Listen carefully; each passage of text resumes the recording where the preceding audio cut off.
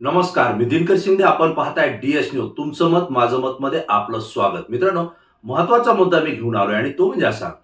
मनोज जरांगे पाटील हे एक सामान्य शेतकरी कुटुंबातला एक तरुण मराठा समाजाला म्हणजे स्वतःच्या समाजाला आरक्षण मिळावं, जे की गेल्या अनेक वर्षापासून त्यांचा कायद्यानं अधिकार होता, जो घटनेनं त्यांना दिलेला होता. परंतु कुणबीच्या नोंदी शोधल्या नसल्यानं किंवा त्या सापडत नसल्यानं मराठा समाजाला कुणबीमधून ओबीसीचं आरक्षण मिळालं नव्हतं. ते मिळावं यासाठी लढा देत आहेत. आणि मित्रांनो, जरांगे पाटील हे ज्या सामान्य कुटुंबातून येतात, ज्या मराठा समाजातून येतात, ग्रामीण भागातून येतात, त्यांच्यामुळं अनेक शब्द या महाराष्ट्राला नव्यानं माहिती मिळालेले आहेत आणि हेही शब्द लोकांनी मोठ्या प्रेमानं स्वीकारलेले आहेत. आता सुद्धा आपण त्यांच्याशी ज्यावेळेस अंतरवाली सराटीमध्ये संवाद साधला, त्यावेळेस त्यांनी एक शब्द या ठिकाणी वापरला. तह फिह काही नाही, फसले बिसले काही नाही, फसवणूक बिसवणूक काही झाली नाही. मराठे हे 100% कुणबीमधून ओबीसीत गेले आणि याचा जल्लोष आनंद आम्हाला आहे, असं सुद्धा त्यांनी स्पष्टपणे सांगितलंय. मित्रांनो, या सगळ्या वाक्यांचा जर आपण विचार केला तर एक गोष्ट लक्षात येते. अनेक युट्यूब चॅनल असतील किंवा अॅनालायझर असतील किंवा कायदे तज्ज्ञ, घटना तज्ज्ञ, जे कोणते तज्ज्ञ आता भरपूर बाहेर पडले, यांच्या तोंडून एकच ऐकायला मिळतं की मनोज जरांगे पाटील यांनी आंदोलन केलं तर यांना नेमकं मिळालं काय, आणि मराठा समाजाला आरक्षण मिळालंच नाही असा त्यांचा दावा आहे. परंतु दुसरी जर बाजू आपण पाहिली तर प्रश्न DS न्यूजच्या माध्यमातून मी उपस्थित करतो. जे सामान्य जनतेला पडलेले आहेत, महाराष्ट्रातल्या तमाम जनतेला प्रश्न पडलेले आहेत, त्याच प्रश्नाचा उहापोह आणि चर्चा आपण या ठिकाणी करतोय. एक म्हणजे महाराष्ट्रातल्या मराठ्यांना सरसकट आरक्षण दिल्या गेलंय का? तर याचं उत्तर आहे मित्रांनो, नाही.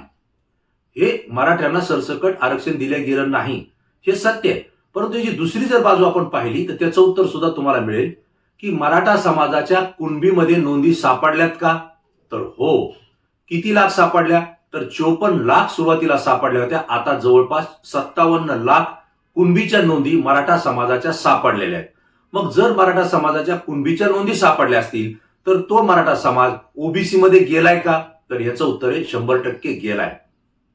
आता आपल्या लक्षात येत असेल मित्रांनो की मराठा या शब्दाला आरक्षण मिळालं नाही, परंतु मराठा हा कुणबीमध्ये नोंदी सापडल्यामुळं तो ओबीसीत गेलाय, त्याला ओबीसीचं आरक्षण मिळालंय.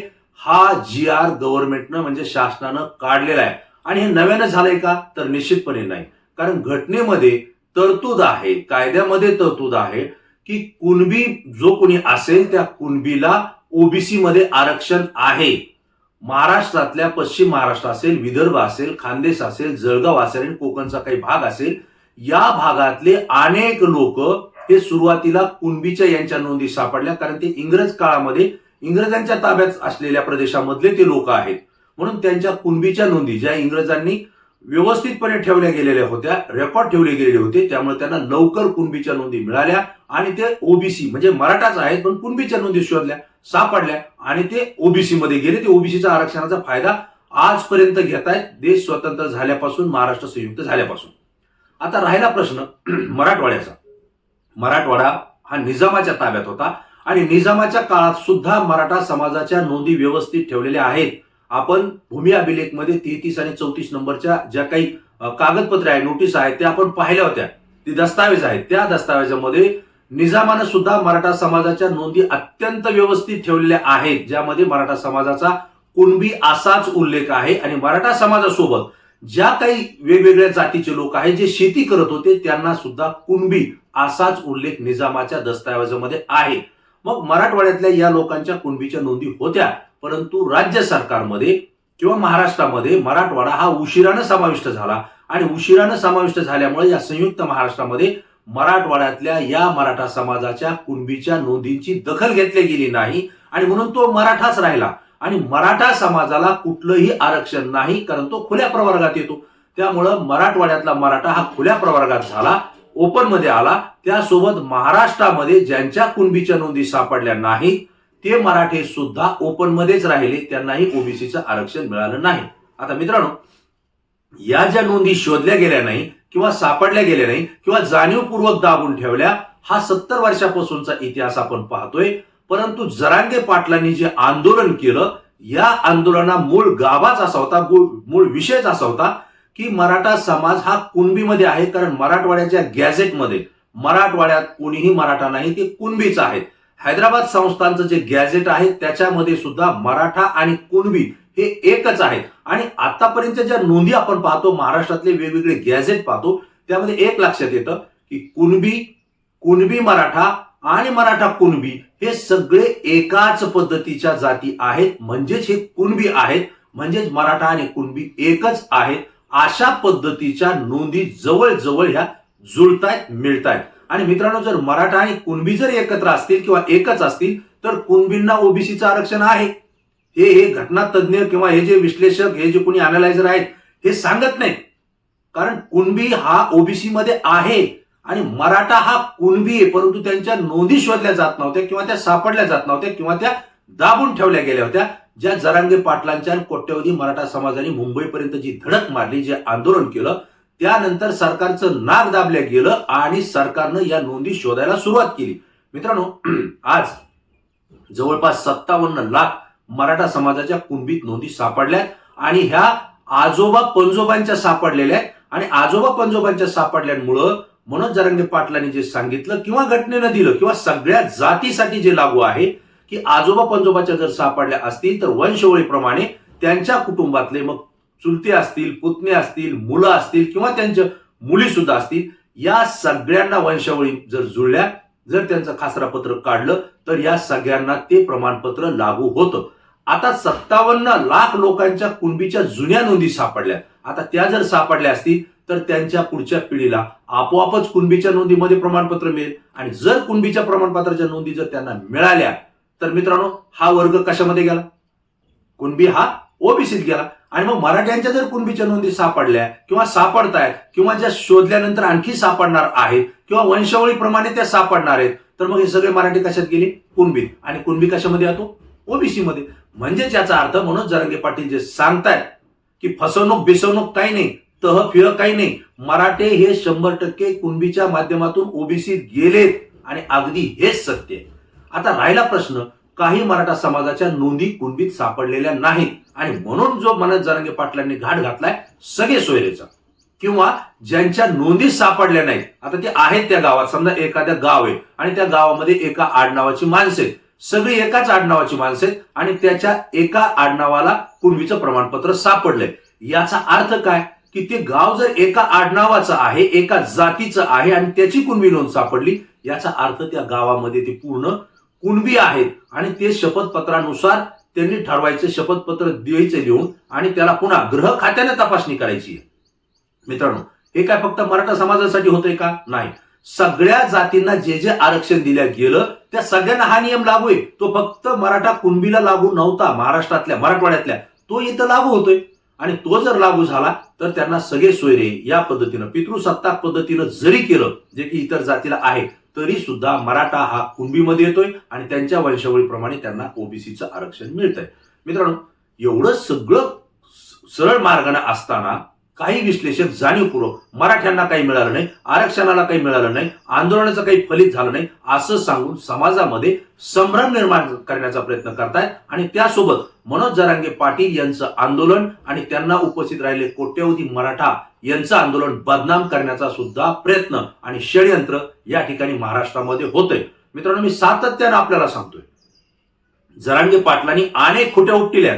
मी खुट्या या अर्थानं वापरतो, तो जरांगे पाटील शब्द वापरतात आणि तो ग्रामीण भागात आहे. कारण खुटी ठोकल्यानंतर ती हलवणं एवढं सोपं नसतं. इथं जरांगे पाटलांनी खुट्याच उपटल्यात. म्हणजे एक तर मराठा समाजाच्या नोंदी नव्हत्या त्या शोधायला लावल्यात आणि शोधून त्यांना कुणबीचे प्रमाणपत्र द्यायला लावलेत, म्हणजे ते ओबीसी मध्ये आलेत. दुसरा भाग, जे मराठी कुणबी ओबीसीत येणारच नाही किंवा त्यांच्या नोंदी सापडणार नाहीत किंवा त्यांना कुणबीचं नकोय, अशांसाठी ईडब्ल्यूएसचं जे की क्युरिटी पिटिशन हायकोर्टामध्ये, सुप्रीम कोर्टामध्ये दाखल आहे, त्याच्यामध्ये ईडब्ल्यूएसचं त्यांना आरक्षण मिळणार आहे. लक्षात घ्या मुद्दा. म्हणजे मराठा समाज हा आरक्षणातून आता वंचित राहणार नाही. जो मराठा समाजाच्या कुणबीच्या नोंदी सापडल्या तो ओबीसीत गेलाय, तो जातोय, तो जाणार आहे, तो एक भाग झाला. परंतु ज्यांच्या कुणबीच्या नोंदी नाहीत किंवा ज्यांना ओबीसीचं आरक्षण घ्यायचं नाही, असे जे लोक आहेत त्यांना ईडब्ल्यूएस मध्ये, सुप्रीम कोर्टामध्ये जी की क्युरिटी पिटिशन दाखल आहे, तिचा निकाल लागल्यानंतर त्यांना सुद्धा ते आरक्षण मिळणार आहे, आर्थिकदृष्ट्या मागासवर्गाचं. म्हणजे मराठा समाज दोन्ही भागामध्ये विभागला गेला, दोघांनाही आरक्षण मिळतंय. म्हणजेच एकंदरीत महाराष्ट्रातल्या तमाम मराठ्यांना सरसकट आरक्षण मिळतंय. हे विश्लेषक का सांगत नाही, हे घटनातज्ञ का सांगत नाही, हा प्रश्न आहे. संभ्रम निर्माण करणं ठीक आहे, परंतु तो संभ्रम दूर करणं सुद्धा मीडियाचं काम आहे. कारण लोक आपल्याला बघतात, विश्वासानं बघतात, आणि म्हणून हा मुद्दा मी आपल्यासमोर आवर्जून या ठिकाणी मांडतोय. आता राहिला प्रश्न काय, की क्युरिटी पिटिशन जी दाखल केली, ईडब्ल्यूएसचं जे आरक्षण मिळणार आहे ते केवळ मराठा समाजाला नाही, खुला प्रवर्ग जो आहे त्यांना ते मिळणार आहे, ज्याच्यामध्ये 80 ते 85% मराठा समाज लाभ घेतोय. पण आता प्रश्न असा आहे, ईडब्ल्यूएसचं जर आरक्षण मिळालं तर तिथं शिक्षण आणि नोकरी या दोन्हीसाठी आरक्षण मिळणार आहे. नीट लक्षात घ्या, ईडब्ल्यूएसचं जर आरक्षण मिळालं तर त्या ठिकाणी मराठा समाजाला शिक्षण आणि नोकरीचं आरक्षण मिळणार आहे. परंतु कुणबीमधून जे ओबीसी मध्ये मराठे जाणार आहेत किंवा गेले आहेत त्यांना जे आरक्षण मिळणार आहे, त्यांना शिक्षणाचंही आरक्षण मिळणार आहे, नोकरीचंही आरक्षण मिळणार आहे, आणि त्यासोबत राजकीय दृष्ट्या ओबीसीचं आरक्षण मिळणार आहे.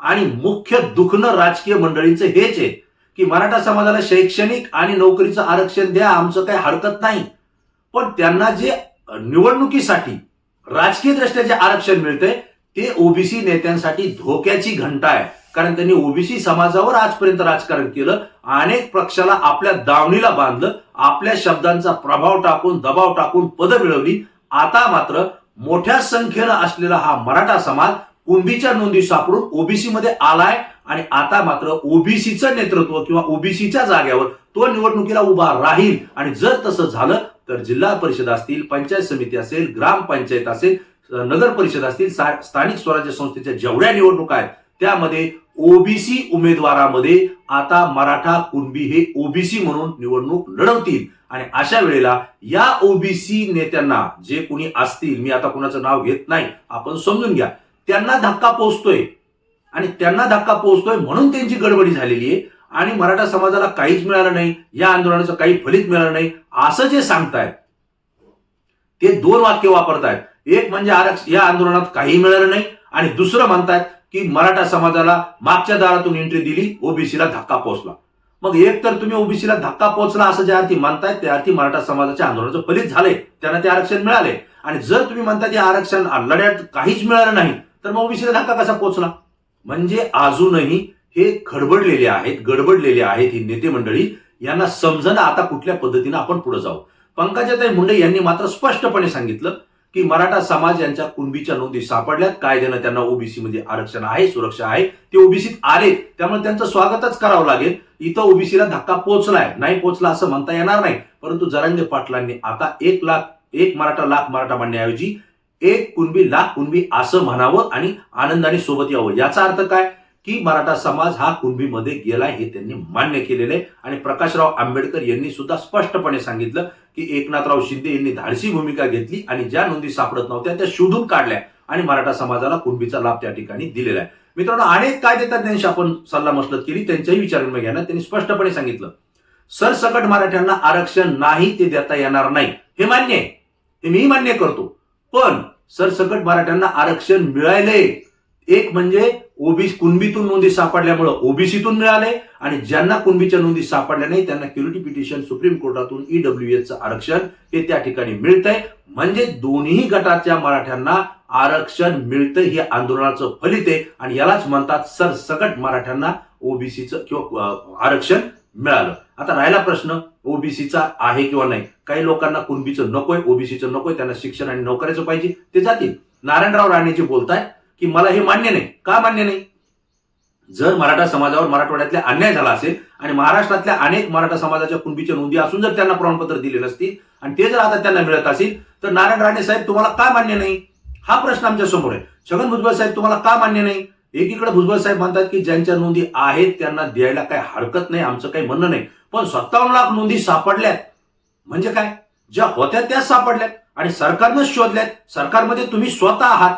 मग या सगळ्या गोष्टी घडत असताना तुम्ही मंत्री म्हणून पुन्हा एकदा सरकारलाच विरोध करतायत, हे चुकीचं आहे.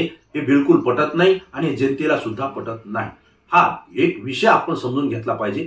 मनोज जरांगे पाटलांनी जे सांगितलं की आता सगळे सोयऱ्याचा जो विषय राहिलाय तो सगळे सोयऱ्याची जी व्याख्या केली त्या व्याख्येप्रमाणे मराठा समाजाला कुणबीचं प्रमाणपत्र द्यावं. मित्रांनो, जरांगे पाटलांनी जी सगळे सोयऱ्याची व्याख्या शासनाला करायला लावलेली ती केवळ मराठा समाजासाठी केलेली नाही, ती अनुसूचित जाती जमातीसाठी आहे, ओबीसीच्या सर्व जातीसाठी आहे, व्हीजीएनटी साठी आहे, सगळ्या जातींना ज्यांना ज्यांना आरक्षण आहे त्या सगळ्यांसाठी हा सगळे सोयऱ्याचा नियम केलेला आहे. सगळे सोयऱ्याची व्याख्या शासनानं केलेली आहे. मग तुम्ही जर परिपत्रक पाहिलं तर त्यामध्ये आपल्या लक्षात येईल सगळ्या जातींचं प्रमाणपत्र सापडताना, नोंदी सापडताना सगळे सोयऱ्याची जी व्याख्या केली ती व्याख्या सगळ्या जातीला लागू राहणार आहे. म्हणजे काय केवळ मराठा समाजाला लागू आहे का? नाही, इतर समाजाला सुद्धा, इतर जातीला सुद्धा आहे. कारण त्यांच्याही नोंदी सापडत नाहीयेत आणि त्यांच्या जर नोंदी सापडत नसतील तर सगळे सोयऱ्याची व्याख्या कारण त्यांना द्या, कारण ते आहेत. जर ते नसतील तर तुमच्या गृह खात्याच्या चौकशीमध्ये ते निष्पन्न होईल किंवा कुणी आक्षेप घेतला तर तो निष्पन्न होईल. हे सत्य आहे. आणि मला आपल्याला सांगावं लागेल मित्रांनो, अनेक जण वेगवेगळ्या जातीची सर्टिफिकेट बनावट काढतात, खोटी काढतात आणि त्याच्यानंतर निवडणुका लढतात, शिक्षणाचा लाभ घेतात. पण त्यावर जर आक्षेप आला तर मात्र ते रद्द होतं. हे आपण सातत्याने नेहमी पाहतो. निवडणुकामध्ये ते हे नेहमीच होतं. मग एससीचा असेल किंवा ओबीसीचा असेल किंवा कुठल्याही जातीचं सर्टिफिकेट जर बनावट असेल आणि त्याची व्हॅलिडिटी झाली नसेल किंवा ज्याची पडताळणी झाली नसेल तर ते उडवल्या जातं, त्याचं आरक्षण संपुष्टात येतं किंवा त्याचं पद त्या ठिकाणी जातं. अगदी मराठा समाजामध्ये सुद्धा जर ते बनावट असेल तर निश्चितपणे ते उडलं जाईल. ह्याच्यात काही नवीन आणि वेगळं सांगण्याची काही गरज नाही, त्यात काही वागं वाटण्याची गरज नाही. पण ते सत्य असेल तर ते कसं उडेल? त्याला किती जणांनी आक्षेप घेतला तरीही काही फरक पडत नाही. आणि मराठा समाजाने कुठंही घाबरून जाण्याचं कारण नाही, इतर समाजानं सुद्धा घाबरायचं कारण नाही. ओबीसीला सुद्धा या ठिकाणी धक्का लागलेला नाही. धक्का का लागलाय? धक्का लागलाय राजकीय नेत्यांच्या अस्तित्वाला आणि त्यांच्या पदाला. कारण मराठा समाज जो कुणबीमध्ये आहे तो ऑलरेडी ओबीसीत आहे, त्यामुळे ओबीसीला कुठेही धक्का लागलेला नाही. पण हा मोठ्या संख्येनं ओबीसी मध्ये पुरावे सापडल्यामुळे आलाय, त्यामुळे राजकीय लोकांना धक्का लागलाय हे आपण समजून घेतलं पाहिजे. आणि म्हणून गावगड्यातला मराठा आणि ओबीसी खांद्याला खांदा लावून एकोप्यानं राहतोय. हे जे जरांगे पाटील म्हणतायत ते अगदी सत्य. या पुढच्या काळामध्ये सुद्धा त्यांना अशाच पद्धतीनं राहावं लागेल. आता मात्र महाराष्ट्रामध्ये आणि विशेषतः मराठवाड्यामध्ये ओबीसींची ताकद मराठा समाज हा ओबीसी मध्ये आल्यामुळं नक्कीच मोठ्या प्रमाणावर वाढली आहे, हे आपल्याला या ठिकाणी मान्य करावं लागेल. मित्रांनो, व्हिडिओ थोडा लांबला असेल, मोठा झाला असेल, परंतु ही माहिती आपल्याला देणं गरजेचं होतं. आपणही माहिती आणि व्हिडिओ आपल्याला कसा वाटला व्हिडिओच्या खाली कमेंट्स बॉक्समध्ये आपल्या प्रतिक्रिया निश्चित द्या, कारण तुमच्या प्रतिक्रिया आमच्यासाठी महत्वाच्या आहेत. त्या संपूर्ण महाराष्ट्रातून असतात. पुन्हा नवीन विषय, नवीन मुद्दा घेऊन आपल्या समोर येईल. तोपर्यंत धन्यवाद.